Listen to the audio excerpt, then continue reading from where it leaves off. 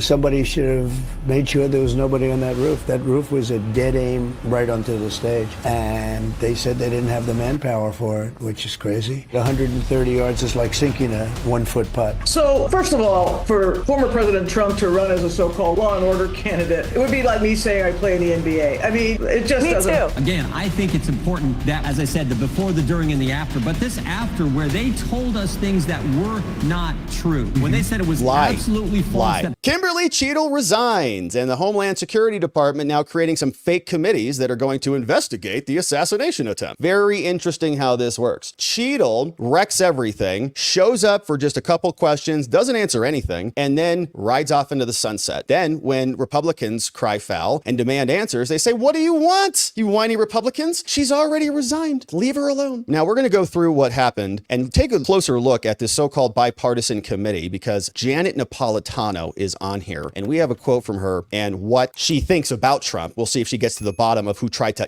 take him out. So a bunch of these committees are forming, but Marjorie is responding, saying, good news that Cheatle's gone because she was here participating in a cover-up. And she uses this word, and I don't think it is inappropriate. Here's Marjorie Taylor Greene explaining her take on this resignation and why she thinks it's a good thing. She posted this on X. She said, her resignation isn't the end of this failure for former Secret Service Director Kim Cheatle, who reported to Mayorkas. So don't think you're just done now, all right? She will not get to slither away and enjoy retirement with her pension. Cheatle and Mayorkas will face accountability for these actions, including possible criminal investigations. I won't let this go unanswered. So we're hopeful that that is true because this was wild. They almost killed him. And here's Marjorie. It needs to be an investigation into Director Cheatle or former Director Cheatle's role in the attempted assassination of President Trump. There may be criminal charges coming in the future. I think she showed up to the Oversight Committee, refused to answer our questions, did not bring any of the information that we asked her to bring and subpoenaed. She came in yesterday,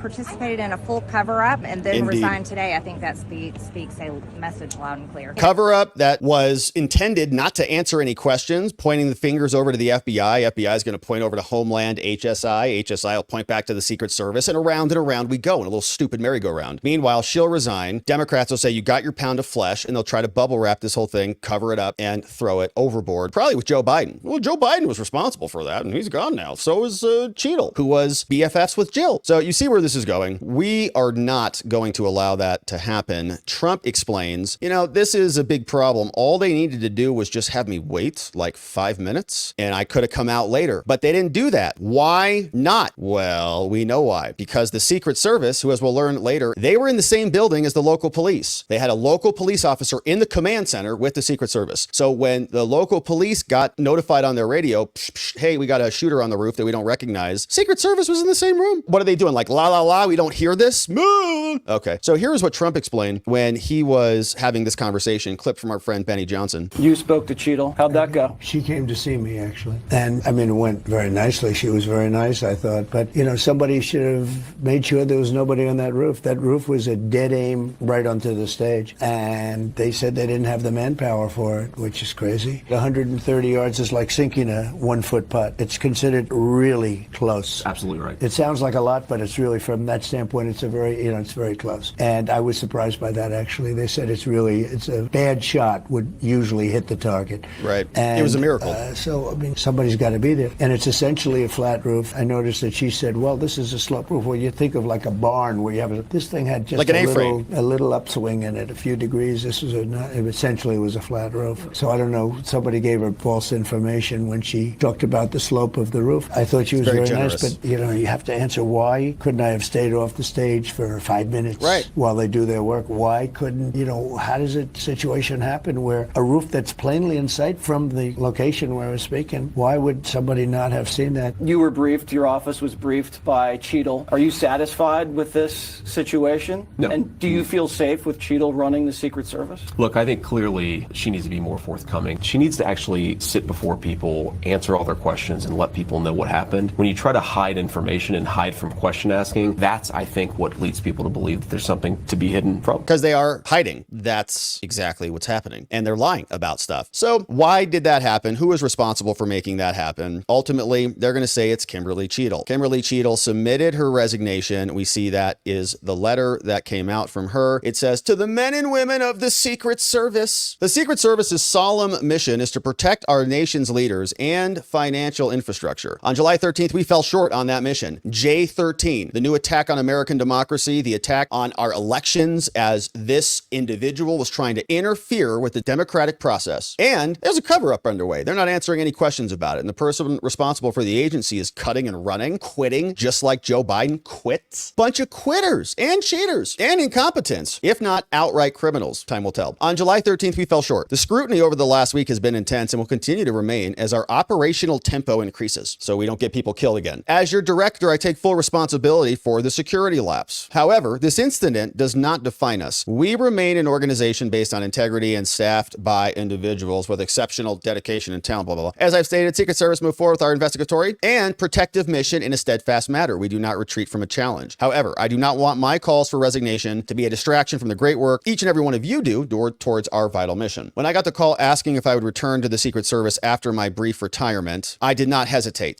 So she had already retired? Maybe that's the problem. I love this agency, our mission, and the great men and women who sacrifice so much every day. I have and will always put the needs of this agency first. In light of the recent events, it's with a heavy heart that I have made the difficult decision to step down as director. Womp, womp. Bye, Kimberly. Now, we know why you're leaving. Now, she would have resigned either way, obviously. If Trump got shot in the head and was actually killed, she would have resigned. And she's going to resign now. Either way, she was probably on the way out, and she even got caught in that little flub with Ro Khanna. He says, you know what the other director did when he was responsible for Reagan getting shot? She says, he kept working. He resigned. Now, the fact that the Democrats want her out makes me question everything, obviously, because anything Jamie Raskin does is not for honor or integrity. He says, here's my statement. You know, I'm grateful, blah, blah, blah. Cheatle, dedicated public servant, 29 years. She supervised protection for Cheney, great, who also wants Trump dead. Led the training center, the sniper team too. Supervised the protection of Biden and oversaw the entire protective mission during the administration of President Trump. The entire protective mission. Oh, so she was responsible for something when Trump was in charge. Now, reflecting her devotion, Cheatle returned from retirement. She's dedicated her time. The men and women risk their lives every day, blah, blah, blah. All right, so that's from Mayorkas. Now, here's what's more interesting is that they have appointed this fella. My statement on the appointment of Ronald Rowe as acting service director. So the first clip here that I was reading from was this statement from Mayorkas saying, I love Kim. Here's the other one saying, now here's Ronald Rowe. Says, I've appointed Secret Service Deputy Director Ronald Rowe to serve as acting director of the Secret Service. Got a promotion. 24-year veteran of the Secret Service. Previously served as the agency's assistant director for all these affairs. All these titles that are meaningless except for government bureaucrats. They're like, honey, did you see? I got 5 new words added to my label today. It's like, oh gosh, honey, you worked so hard for those 5 words. I appreciate his willingness to lead the Secret Service at this incredibly challenging moment as the agency works to get to the bottom of exactly what happened on J13. At the same time, Secret Service must carry on its expansive mission that includes 24/7. Did you hear their budget was like $3 billion? And we read yesterday they have like 24 protectees. The Secret Service is the greatest protective service in the world. Not really, because somebody just got killed and Trump got shot in the head for a basic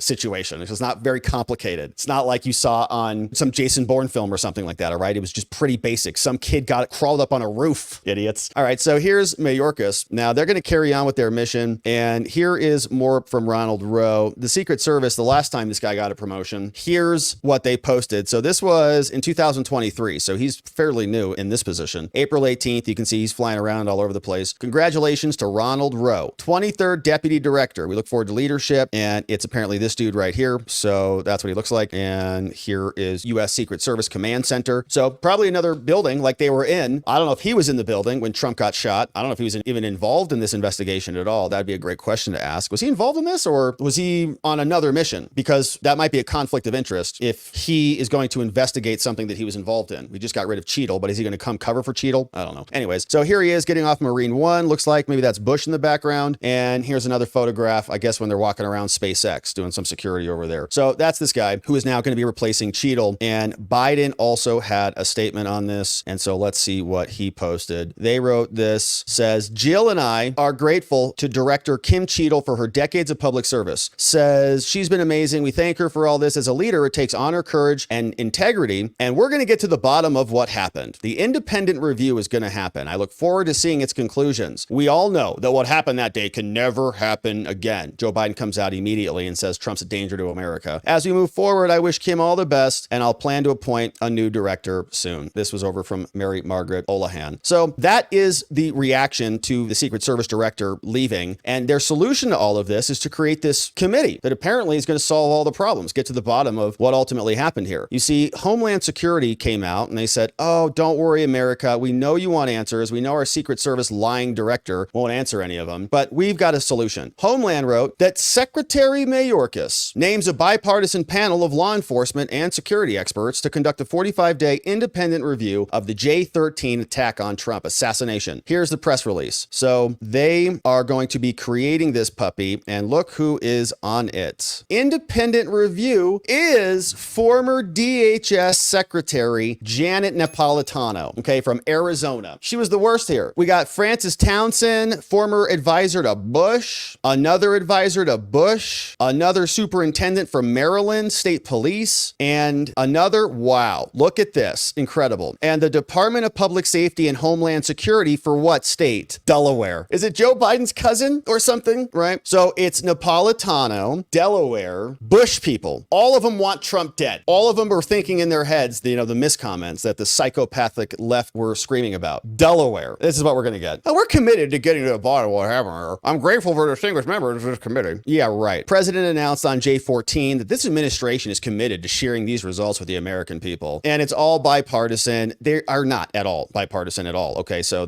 some are Republicans, some are Democrats, but they all equally hate Trump. They're bipartisan in their hatred of Trump, that's for sure. So here is what Julia posted for us. Got this clip back in April of Janet Napolitano showing up on MSNBC's hit show that they love there, #1, called Inside Jen Psaki. And here's their conversation about Trump. So first of all, for former President Trump to run as a so-called law and order candidate, it would be like me saying I play in the NBA. I mean, it just doesn't hold true. So look, there was a terrific spike in violent crime really during the end of the Trump presidency when we were in the midst of the COVID pandemic. But since then, crime has been coming down, in some years dramatically so. Last year, 2023, saw the largest one-year decrease in violent crime nationwide than we've had since around 1960. To say that we are awash in violent crime, that it's going up, et cetera, look, never let the facts get in the way of rhetoric, I guess, but the facts are the facts. All right, so Trump is responsible for the increase in violence, and the rhetoric is dangerous, right? So one of these people who are just going to be on this committee looking at this from their perspective, that the institution, remember, these people are institutionalists, which is why they hate Trump so much. Trump is not an institutionalist. They think he's going to come in like a wrecking ball and wreck what they have been working towards their whole life, right? These people have been in the government forever. It's like a weird kinship. So Mike Johnson is doing the same thing. They're creating another committee, and I don't think that this is going to go the same way that the J6 committee went. We know how that went. They passed HR 503. In the House rules, they said that they were going to create a J6 committee to investigate J6. And then what they did is they kicked off all the Republicans that the minority party nominated. So they wanted Jim Jordan on there and many other great people to be on the committee. Nancy Pelosi said no. So she threw them off and then appointed 2 Republicans who weren't even really Republicans. Asking ourselves, is Mike Johnson going to do that same thing? Because they had 13 here. It was supposed to be 13 on the J6 committee, 8 Democrats, 5 Republicans. Remember that we did not have that. We had 7 Democrats and 2 Republicans in violation of their own rules. So now, because the House is more evenly split, Johnson says, I guess I'll give you guys 6 seats. 6 seats for this. Now, hopefully he only allows like 1 or 2 and then throws the rest of them off. And then the media can just eat it, because that's exactly what Liz Cheney and Nancy Pelosi did. But probably won't do that because they're Republicans. But here's what Johnson says. He says the security failures that allowed an assassination attempt on Donald Trump's life are shocking. And in response, Representative Hakeem Jeffries, the House Minority Leader, and I are announcing a House task force,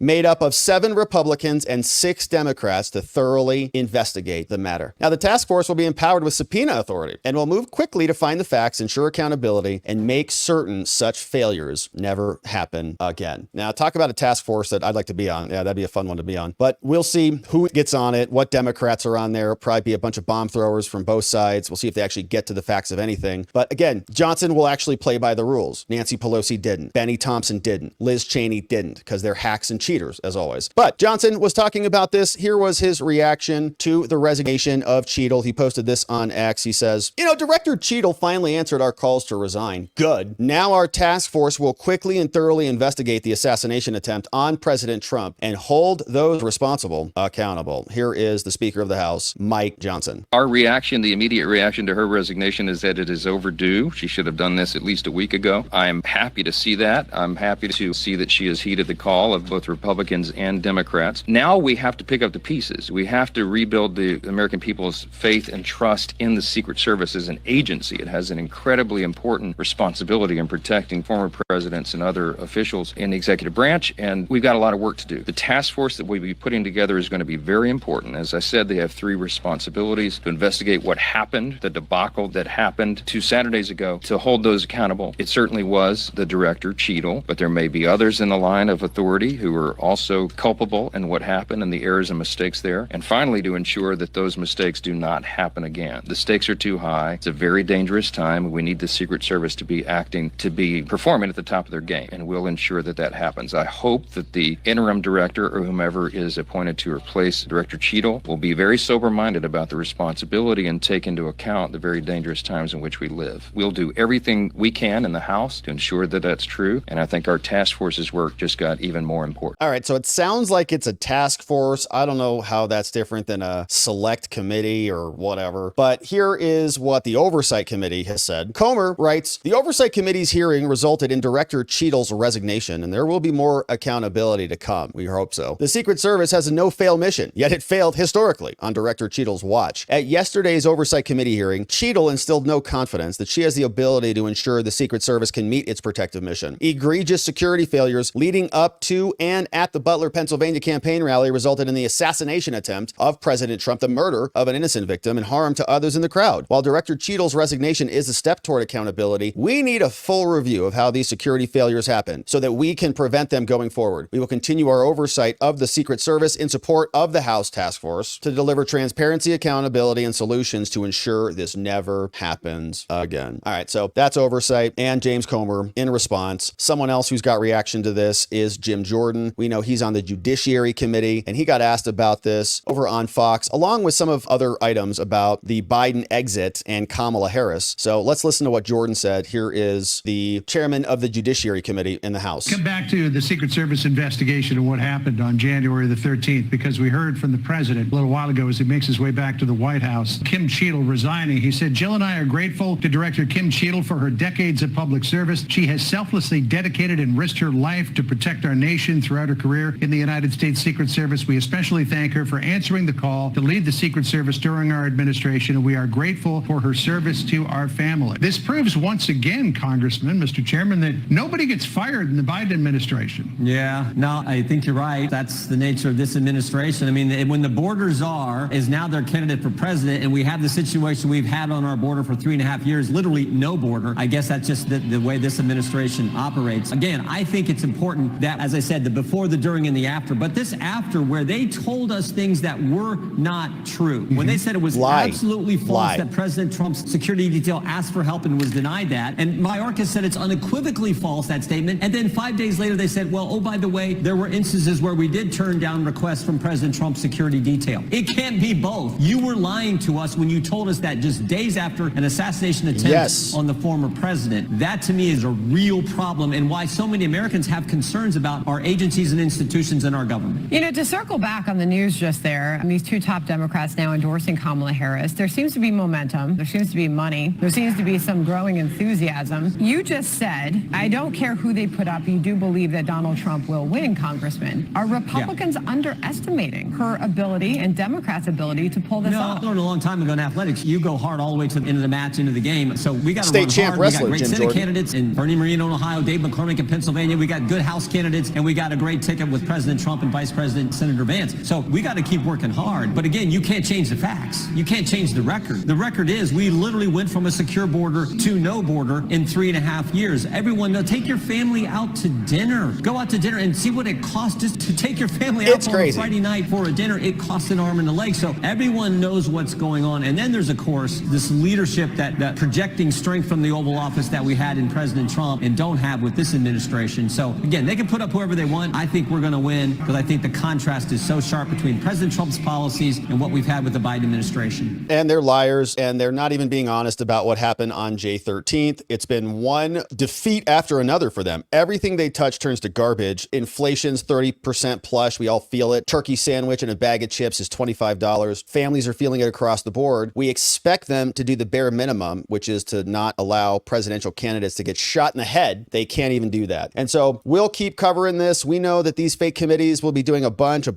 subpoenas will be coming out. There'll be a bunch of letters that'll be flying around. We'll see who gets on the committees and what they start doing. And so thank you for subscribing, my friends, and joining us as we continue this journey. We'd love it if you'd invite someone you know or love who might enjoy the content to come check out our channel. And so we appreciate your invites. We'll look forward to seeing you and your friends back here on the next one.